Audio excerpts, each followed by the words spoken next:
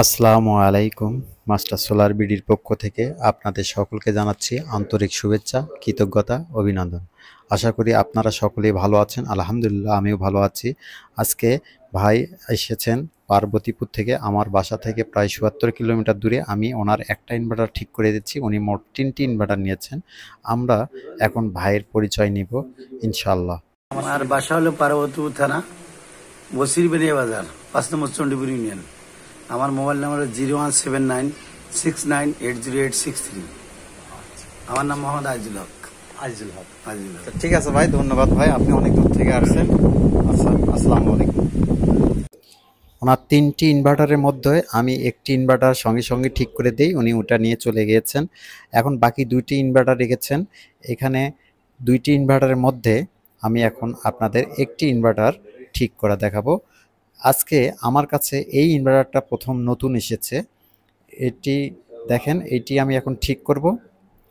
এটি জংফা ব্র্যান্ডের, কিন্তু একটু ভিন্ন ধরনের। ৩০০০ ভিএটি দেখি।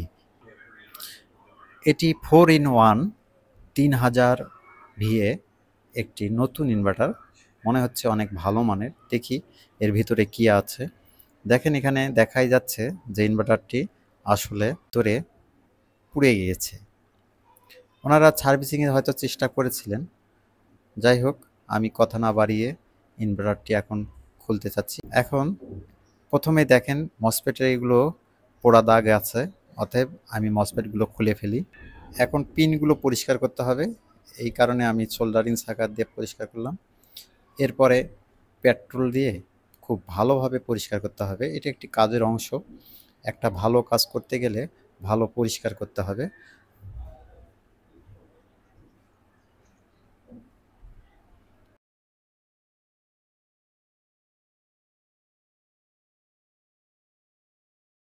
ভিতরের দিকেও ময়লা, তাহলে ভিতরের দিকে একটু পরিষ্কার করে নিলাম। এখন আমি ভোল্টটা চেক করব যে ইনপুটের ভোল্টেজটা ঠিক আছে কিনা। এই পিনে ভোল্ট ঠিক ছিল 4.2, কিন্তু এই পিনে ভোল্টেজটি কম দেখাচ্ছে, অর্থাৎ এই রেজিস্ট্যান্সটা খারাপ থাকতে পারে। এইখানে ভোল্টেজ ঠিক দেখাচ্ছে, এখানে ভোল্টেজ ঠিক দেখাচ্ছে,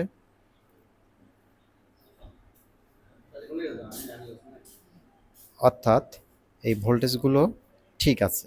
শুধু এইখানে একটি রেজিস্ট্যান্স কম দেখালো, হয়তো বা রেজিস্ট্যান্সটি কাটা। আমরা রেজিস্ট্যান্সটা চেক করতেছি, 20 ওহমস ঠিক আছে। এইটিতে কোনো শো দেখাচ্ছে না, অর্থাৎ এই রেজিস্ট্যান্সটা খারাপ হয়েছে। এটা ঠিক আছে, 20 ওহমস ঠিক আছে, 20 ওহমস ঠিক আছে, 20 ওহমস ঠিক আছে, সবগুলো ঠিক আছে, শুধু একটি ছাড়া। আমার কাছে 20 ওহমস রেজিস্ট্যান্স আছে, আমি একটি রেজিস্ট্যান্স নিচ্ছি।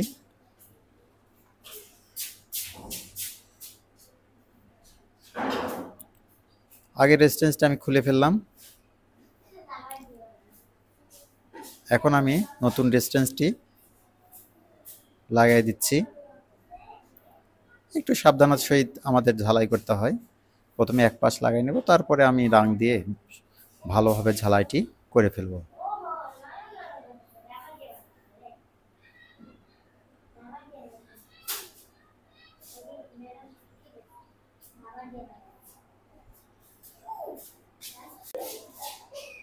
এখন রেজিস্ট্যান্সটি মাপে দেখে, হ্যাঁ 19 দেখাচ্ছে, ঠিক আছে।